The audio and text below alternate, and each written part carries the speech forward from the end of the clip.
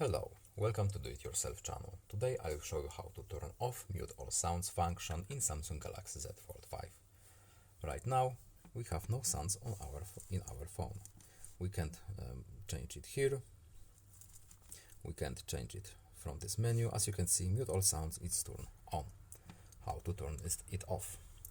We need to go to Settings, then we are looking for Accessibility options here, and under Hearing Enhancements we have our Mute All Sounds function. Just simply uncheck this little box here, and now we have our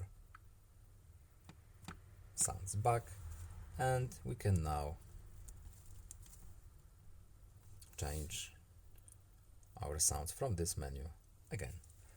I hope this video was helpful to you. Please leave a like and subscribe. Have a nice day and see you in the next video. Goodbye.